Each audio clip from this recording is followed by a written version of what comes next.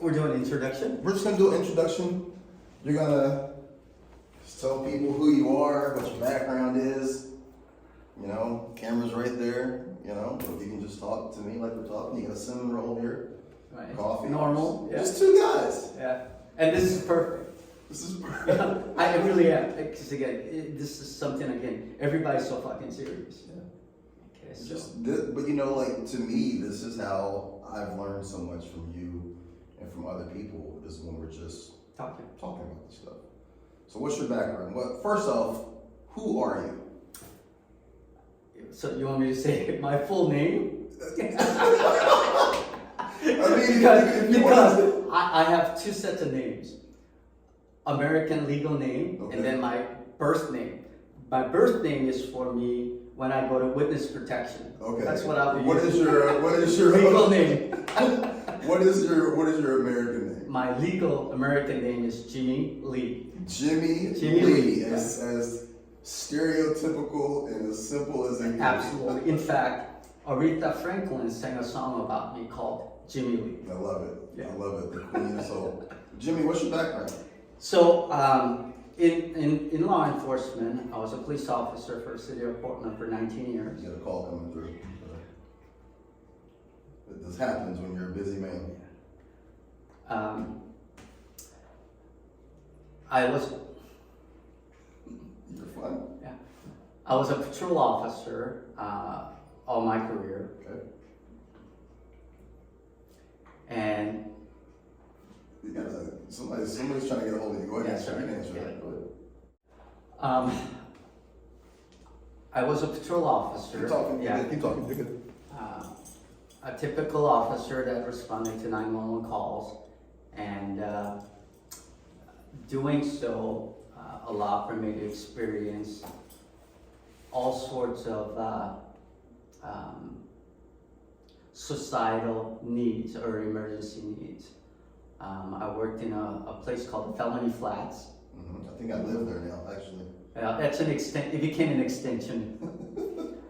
I spent most of my career there, besides the rotation of different precincts. But I spent most of my time in Felony Flats, and doing so allowed for me again. I had the opportunity to do some pretty cool stuff as we in our industry, cool stuff. Spent some time doing SWAT work or the CERT work, and I did a lot of dope down there. I am by all means no expert in one area, but I certainly had the exposure to do many different things. But my main source of work was answering 911 calls and taking care of the neighborhood.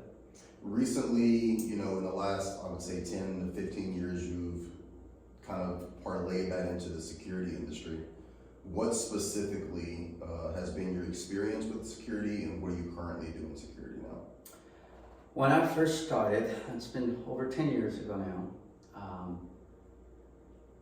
the scope of the work or the things that the security officers are dealing with is no different. Because it's, again, whether it's shoplifting, theft, vandalism, or simple thing as a monotonous of watching a warehouse at midnight until 8 in the morning. Yeah. The scope of the work or the environment of the work hasn't changed. Okay.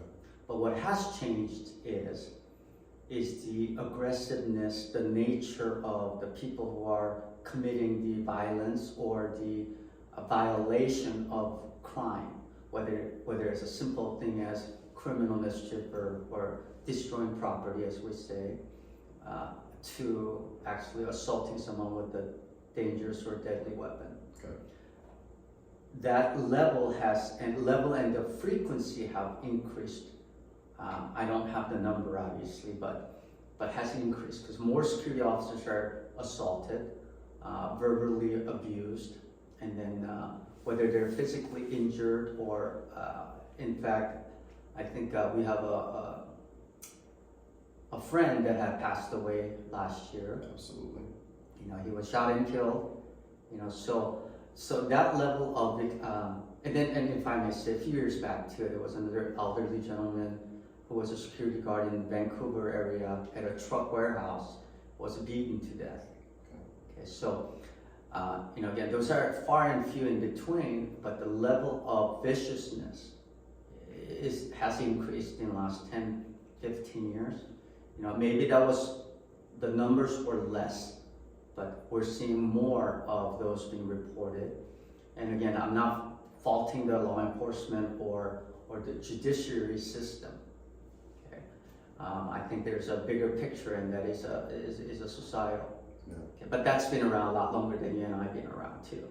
So to that end, you're working as a executive manager now for security companies. You have multiple other things that you're involved in terms of security, but you and I, aside from having a business relationship in one aspect, we have come together to try and create this training app and this small academy. We're hopeful that it'll bud and become something, but briefly, what do you see as the need in terms of training for security, and where is the gap that we're hoping to fill?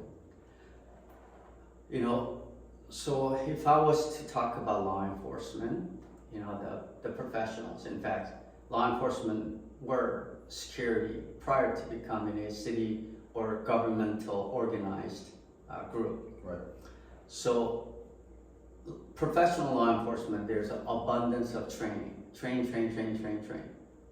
Where in the private sector, there's lack of training, i.e. meaning if anybody wants to become a security officer, they take a 3-day course, come in unarmed, and then get hired by the company, and then there you go, they throw you a uniform. Here's your shirt. Yeah, and then go stand there and watch this. Right. Okay, and then if anything happens, call police. Right. Okay, nothing in between of that. Okay, meaning there's no requirement. Okay, I know there's a set of standards through DPSST. Okay, that is to go through the 3-day unarmed classes. But beyond that, it certainly is up to each individual to further continue on with their training.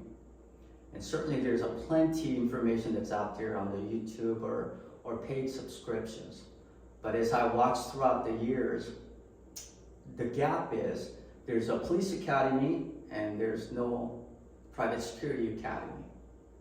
And why not provide something very similar, or the fundamental basics of how to be a good trained observer, number one, and two, be able to determine with the limited information you're supposed to make a very important decision.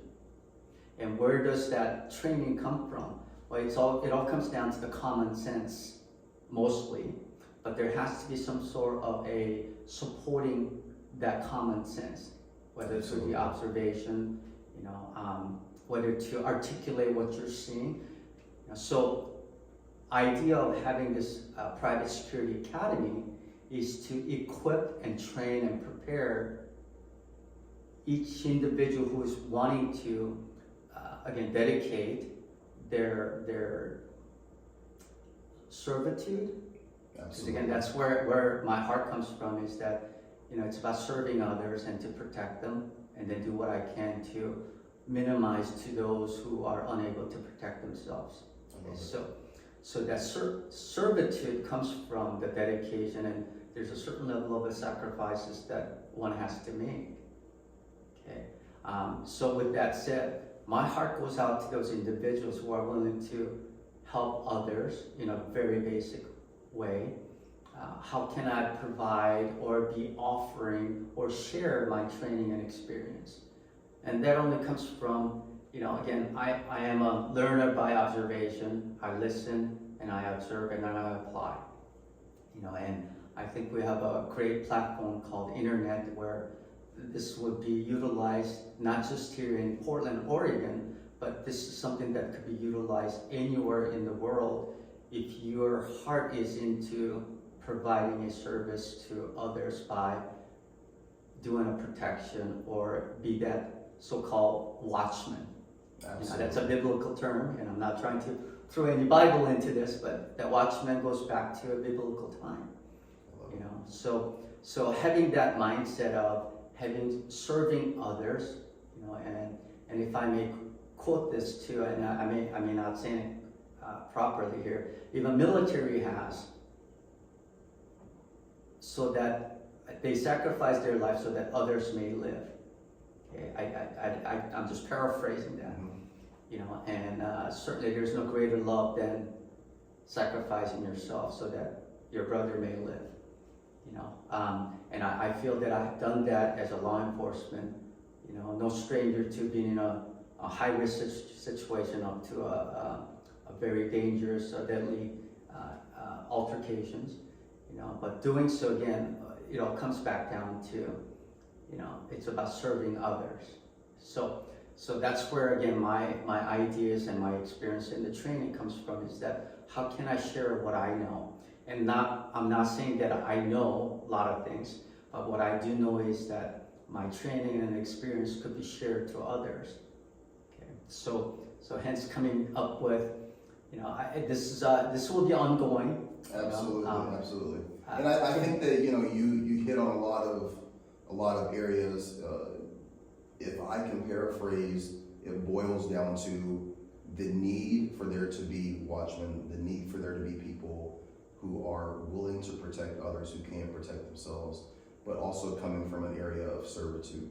Yes. And I think that right now, you know, there's so much opportunity within security in terms of training, and what we need is a platform to provide that, and that's what we're hoping to accomplish here. Yes, sir. Again, provide that foundation to build upon. Absolutely. You know, and that basic foundation is readily available.